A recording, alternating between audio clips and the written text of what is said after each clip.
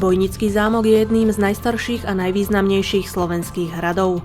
Nachádza sa v Trenčianskom kraji a leží na západnom okraji mesta Bojnice. Prvá písomná zmienka o existencii hradu je z roku 1113 v listine Zoborského opátstva. Pôvodne bol dreveným hradom a vyvinul sa zo staršieho hradiska. Postupne v priebehu 13. storočia bol budovaný z kameňa ako majetok rodu Poznanovcov.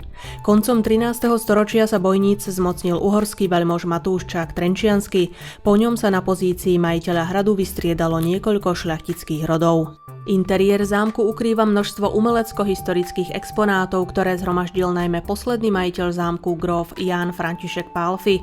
Rozsiahla neogotická prestavba sa uskutočnila v priebehu rokov 1889 až 1910 a zmenila hrad na čarokrásny zámok. K Bojnickému zámku patrí aj priľahlý zámocký park, ktorého dominantou je približne 700-ročná lipa, vyhlásená za chránený prírodný výtvor.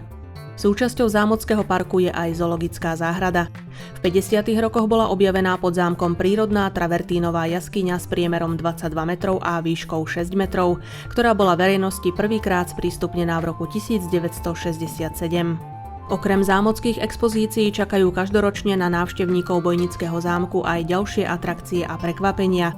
Jednou z nich je aj Festival duchov a strašidiel, ktorý sa od roku 1994 koná pravidelne na prelome mesiacov apríl a máj. Na zámku nechýbajú ani pravidelné vzdelávacie programy pre materské a základné školy, noc múzeí a galérií, bojnické kultúrne hudobné leto, rytierské dni, valentínsky víkend a Veľká noc na zámku, či Mikuláš a šľachtické Vianoce s 3 kráľmi.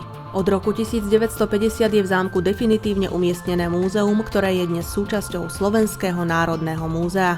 V roku 1970 bol Bojnický zámok vyhlásený za národnú kultúrnu pamiatku.